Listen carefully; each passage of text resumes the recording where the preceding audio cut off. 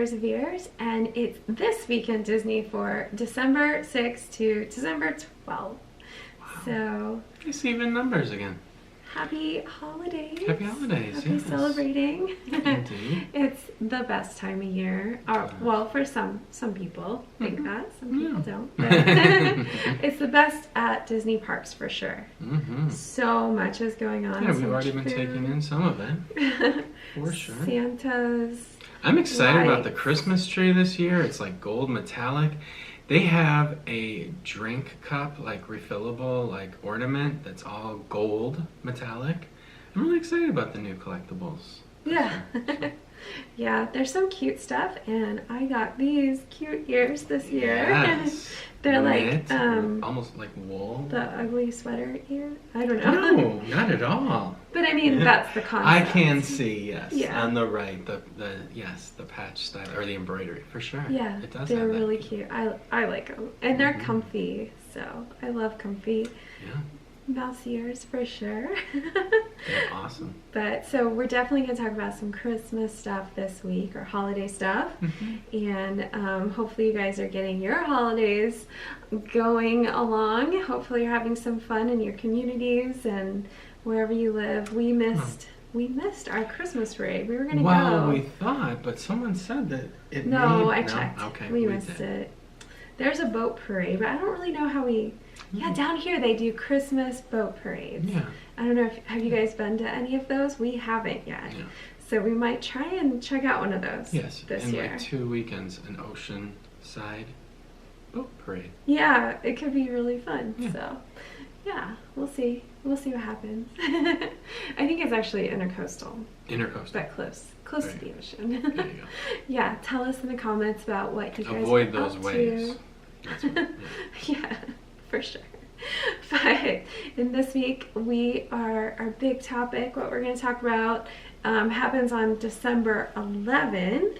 Okay. And back then in 1992, Walt Disney Pictures releases The Muppet Christmas Carol. There you go. So this is a really cool film. Yeah, it's very well done. I think it's well done. I don't know, I mean, critic-wise, it wasn't highly regarded. I'm sure for the things you're going to share, it's amazing that it is so good. Yeah, for sure. But, I mean, I've seen it a couple times. I enjoy it. And they stay true to the story. I am one of those people that just loves when anything stays true to the story, because I usually have read the book. And so, I like that they did that with the Muppets Christmas Carol. It's sweet. I think it's a good introduction for children with the telling of A Christmas Carol. Some versions of it can be very intense. Yeah, Dickens really didn't describe Muppets the same way, but... I don't know what Dickens thinks. He may think this is an awful idea, but let's get into it, and we can kind of.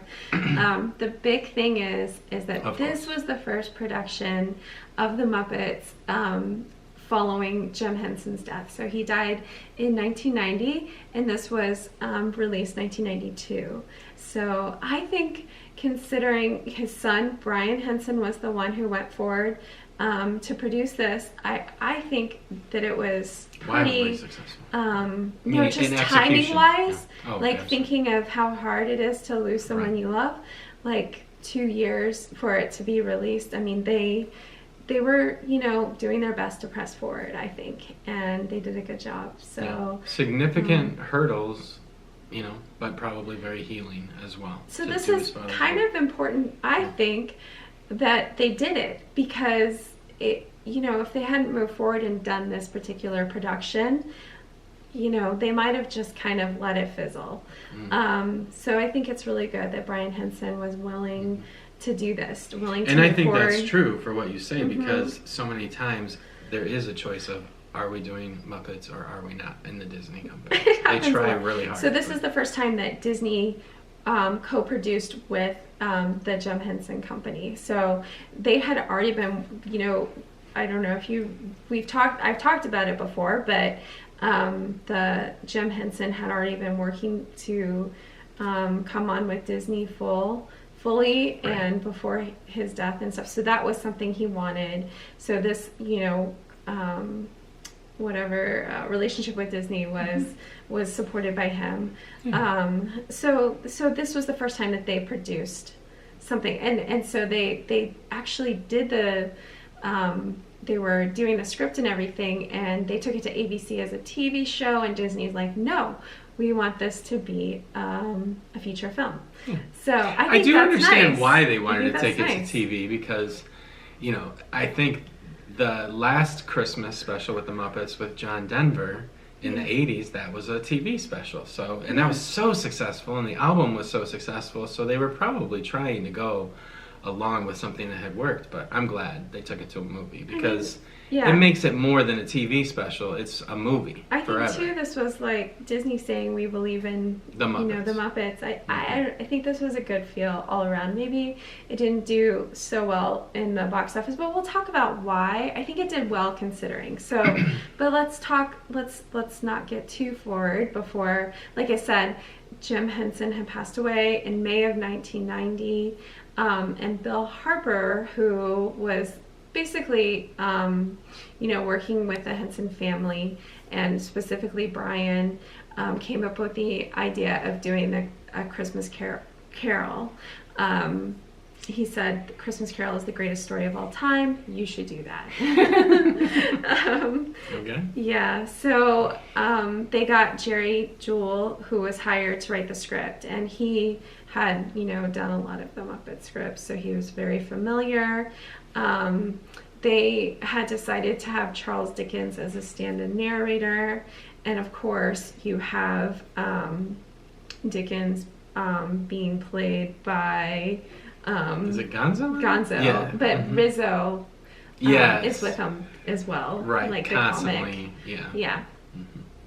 Yeah, so it's really cute. And they wanted to have Muppets be the ghosts, like different ones, before Gonzo was going to be the narrator, he would be the ghost of Yet to Come, and then they were going to have Animal be one of the ghosts, and so forth. And Miss Piggy was going to be the ghost of Christmas Present. That would have been phenomenal. Yeah, but then they decided to just do these new Muppets. Okay. And I really like the Muppets they chose. Okay, I mean, the last one is kind of a Muppet. I mean, it's a Muppet, but it's just the scary, sort of ominous.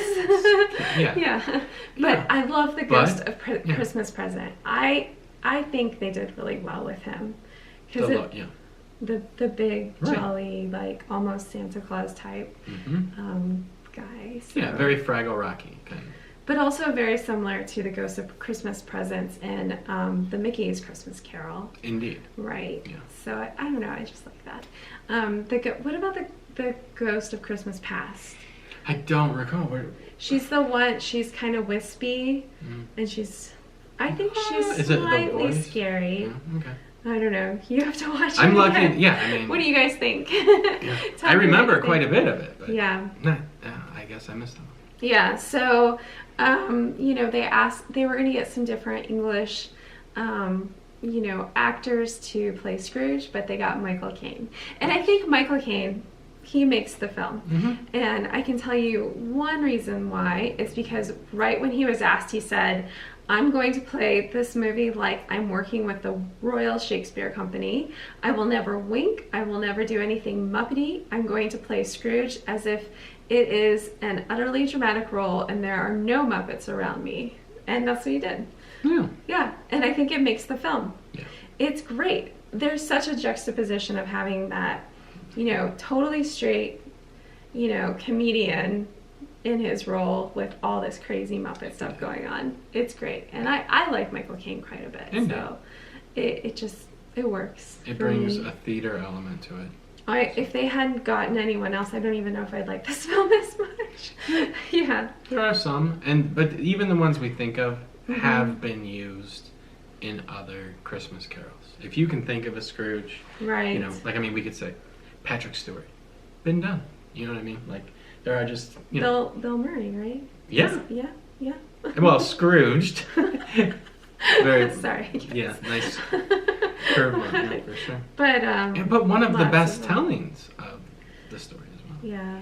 I mean, if you haven't read A Christmas Carol, this is something I personally read every year. I love A Christmas Carol. It's not long. You could read it as a family. It just really puts your mind in the right place for the holidays and what we should be thinking, as far as the people around us and all that goodness. So it's great, but this is a good version. So at least I think so. What do you guys think? Do you like A Muppets Christmas Carol? Tell us down in the comments for sure. Like I said, with the release, so at the time, it was up against a couple of films. Okay. It went up against Aladdin. That was the biggest one, and that's something Disney had coming out as well. So we had talked about Aladdin last week, and so it was the same year that they both came out. So I can understand. Sounds like they invented their own product. Right? Exactly. Oh, we made money from 2 movies and not enough on the one that we were making money from another. Yeah. The other one was actually Home Alone 2. Okay. Lost in New York. Okay, which was significant. I mean, yeah. My family and I saw that movie that year. For sure. That was our Christmas movie. But we saw Aladdin as well. I mean, if you took those 2 movies we out, may have seen Christmas Carol. Sorry. You think you saw this one too in the theater? It's possible, but that's how it was. You used to go to all the movies in the 80s because... Yeah, that's what you did. It was fun. We did that in the 2000s. Well, this was 92, I guess. I should say. So, exactly, yeah. But anyway, the other thing that was interesting, there was a song that was in it that you can actually watch. You can see this on Disney Plus right now. It's in the extras part of it, which is called When Love Is Gone. And if you go look at the extras on Disney Plus, you can check it out. Okay. I think it's worth checking out. It's interesting because Brian Henson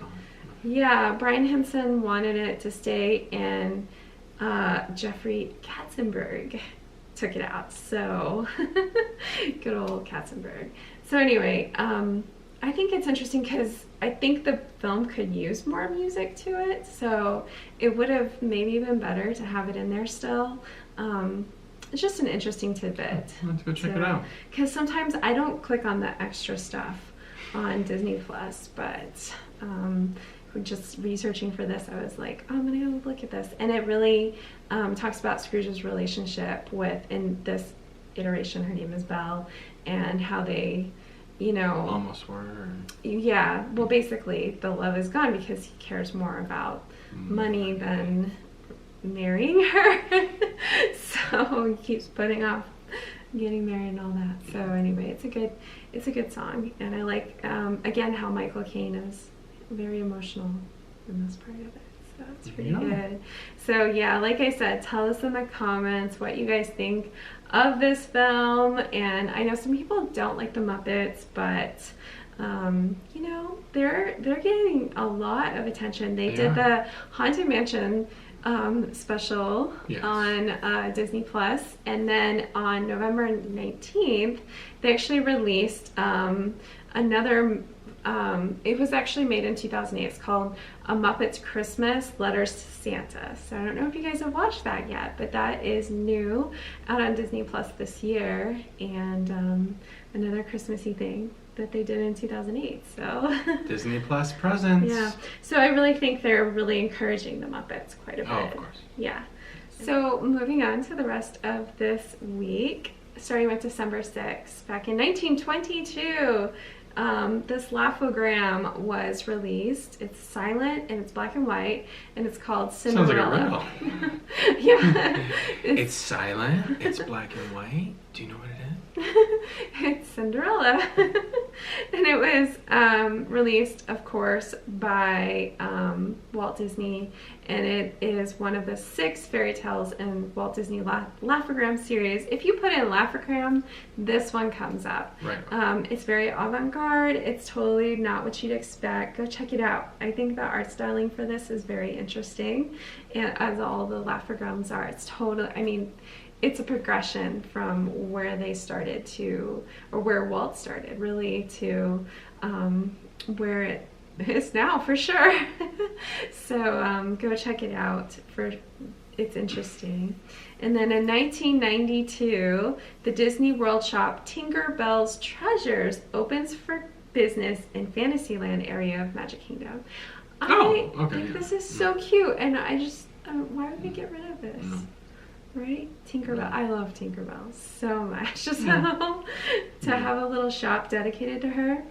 It's weird because we've had her little photo spot for several years, but right now she has, no, at least she's back on the wire. No, they brought Mickey Mouse back to that area, so maybe do you remember when Tinkerbell was outside though? Didn't we visit in the little garden area? Yeah, but then they brought her. That's cool to visit her outside in the little garden. It's just scenery-wise made sense. Yeah. But I think this would have been a really cool shop to visit. Too bad it's gone now, but yeah, that was 92 too. Just like the Muppets and Aladdin, lots of cool stuff was going on in 92 for sure. All right, moving on to December 7th. 2001, the Lizzie McGuire debuts on Disney Channel. Yeah. No.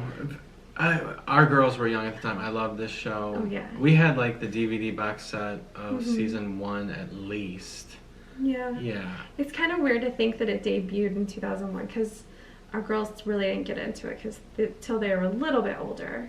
Yeah, that's true. I guess it would have been a couple years after. But that made for us to be able to buy like the box set as well. Yeah, but they loved it. Our girls really liked the show. They thought it was fun. Yeah, and I like Hilary Duff. I mean, everybody has their like adolescent to adult transition.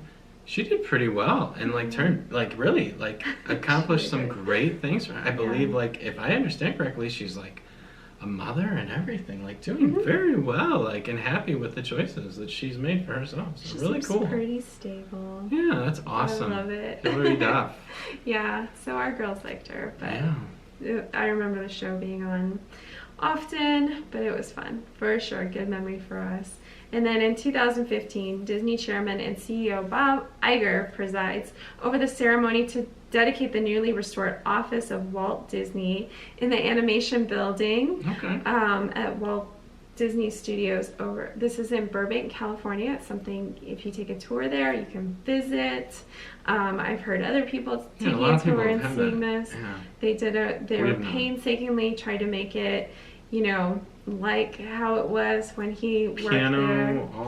The piano, and of course Robert Sherman would have played at the piano to introduce new songs for him and for Walt and so forth. It has the original furnishings as well, some items from his collection of miniatures. Oh, sounds like you. He has lots of miniatures as well. But have you guys been to see this? They did it, this was 2015, so that was only 6 years ago, but anyway, so it's cool. Just the D23 birth era and just so much preservation and attempting to make sure that heritage was supported. Yeah. It's good. Thank goodness they made those. I think it really is all of us, and it's the fans. Yeah. When they found out how much we cared, they supported it. Well, and you had so many people at Disney who did preserve things well. Right. And I think that preservation will do well for the company in the future too, because you've got to be grateful for how everything started and who started it and what they did. I mean, that's what this whole show is about. I mean, we're commemorating all the people behind what makes Disney great, and we want you to know that. We want us to share in that with you. And we don't talk about it, but it's it's always important to remember that Disney goes through eras. It's always changing, every 8 years. Yeah. It's like changing politicians or something. It does. It goes through eras, and I hate to label it with that or settle with that, but every 8 years it's a new era. You may not like what's happening right now with Disney, or you may like it, but it will probably change to some degree. But there's some things that remain the same, and as long as they keep focused on where they came from and preserving these things, I think it will go well. Oh, yeah. You need to always be grateful for your roots and how it happened and who was responsible for it. And even right now, like in the new shows and stuff and the vibe around the park, it's like I feel them drawing from some of the vibe of the 90s. So they draw from past eras as well. It's awesome. Oh, of course. Okay, so moving on to December 8th, 2009, the computer animated television special Disney's Prep and Landing. Yeah. So I put this in because it's all over Hollywood Studios. Right. We don't totally love it. Like, I'm saying, like, I haven't even watched it all the way through. We did the Disney DVD movie club. So we got it sent to us. We got the original and the sequel. So it's part of our lives. But I'm just saying, me personally, I haven't gotten into Prep and Landing like some. I hope you guys love it, and that's Sorry, cool. guys. I'm going to get her to come over to the Prep and Landing side. Help Santa. But then I'm assuming I've heard everybody talk about it, and then it's all over Hollywood Studios. No, it is. So it's interesting. So that 2009 on December 8th. That's where it all began. Prep and Landing fans, time to party. And then, did I say December 8th? Then December 9th, 1933, Disney Silly Symphony cartoon The Night Before Christmas is released. So this is I love these cartoons from the 30s, and it's so quintessential, like Christmassy Santa. It's beautiful. But also what's really cool about this is Saint Nick is seen delivering the toys that he made in the 1932 Santa's Workshop. It's a sequel. So you gotta watch both. It's a Silly Symphony sequel. Yeah. I think Silly Symphony Santa sequel. I think it's so cute. So anyway, now you got something fun to do on December 9th. Go check it out and see it happen. And then 2005, Walt Disney Pictures releases the Chronicles of Narnia, The Lion, the Witch, and the Wardrobe. So, yeah. Very good. And it's in the time of Lord of the Rings. It's in the time of like blockbuster, like of that kind. A few years after. Yeah. And looking for that, but it's also, I love this film because I believe it's kind of like a extension of the Walden acquisition that Disney did, and that was kind of religiously like motivated with the success of like films like The Passion of the Christ, and they acquired Walden Pictures, and Narnia was something that they, I believe, made with that studio to answer more audiences seeking that kind of entertainment and experience at the theater. So Narnia came out. C.S. Lewis, awesome. We went and saw this in theaters, and I read these books too. Oh, yeah, we read them in the family. What? I think I wasn't too angry. I'm always, when it comes to books and movies, I'm always like, seemed pretty good. I think they did a good job with this, and our I was just disappointed that they didn't see things all the way through to the end. I don't believe they ever did like the last battle. They did. They did the last battle. Okay, man. You just didn't see it. There's so much. There's some Christmas or some movies to watch. If they did it, it's on the shelf behind me, so I watched it. I just don't remember. Yes, but like I said, we saw it in the theaters, and just the concept of the film that you could go into a wardrobe and go to a whole nother land is amazing. So I love that. Also at the same time, on the same day, Journey into Narnia, Creating the Lion, the Witch, and the Wardrobe, a theme park show, debuted at Hollywood Studios. And this attraction featured a live appearance by the White Witch character and a display of several costumes from the film. So I love that. That's really cool that they did that over at Hollywood Studios. So. And moving on to December 10th, in 2009, a rare 1932 Mickey Mouse Christmas card signed by Walt Disney.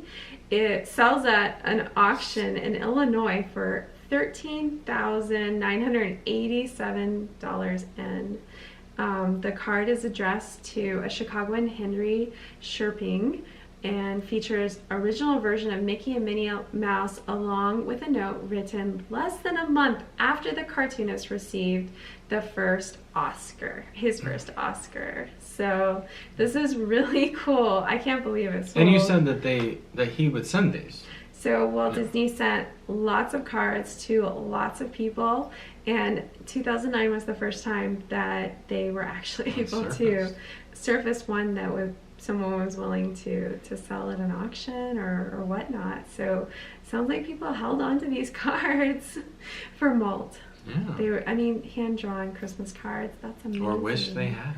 Yeah. Oh man, can you imagine if someone had thrown a Christmas card from Walt Disney away? No. I can't imagine that ever happened. Or any hand-drawn card from someone. Oh, they were hand-drawn? Yeah. I don't think none of them were discarded. Yeah, I don't think so. That's very special. So that's about $14,000 for a Christmas card. So there you go. There you go. That's awesome. And then December 11th in 2009, The Princess of the Frog was produced by Walt Disney Animation Studios is released. Yeah, so... Yeah, I just love it. So fun. So much. Yeah. I love its warm palette. I love its cool palette. I love its swamp palette. I love the way it does light. Yeah. I love the glow. I love the music. Yes. Yeah. I love the narrative too. Just how she saves and works just with the dream of the restaurant, and it's all about her father and his dream. It's just Tiana so is like the breakout princess. She's the one that breaks the princess mold. Oh yeah. And shows you that being a princess is about what's inside, you know? And then you can claim it. Right, and that you can work hard for your dreams. And I think that's just amazing for all kids. I love Princess Tiana and what she represents, and just all the characters in the film. Yeah.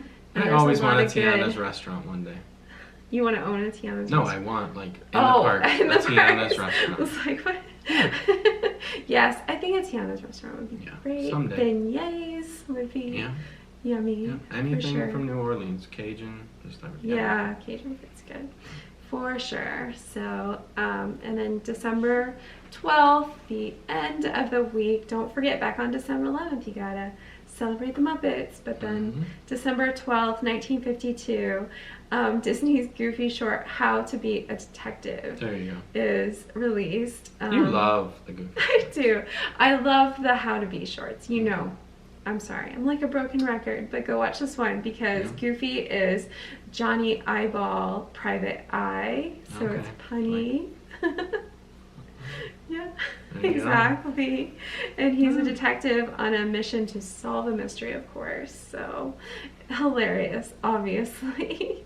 Go check out these cartoons. I hope you enjoy that. I hope you can watch some of the stuff. Tell me what you think if you haven't seen it and you do go watch it. Don't be a humbug. Support the Muppets. Yes. And some of the other cartoons, like the Silly Symphonies and things like that. A sequel? A sequel? Silly Symphony? Yes.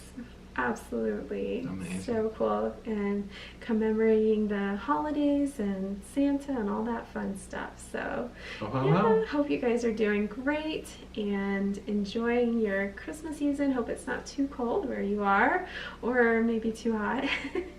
You never know these days. And since, anyone could be watching from anywhere. So I hope you guys are enjoying good weather wherever you are. And you too, Sahara viewers. yeah. But we will see you guys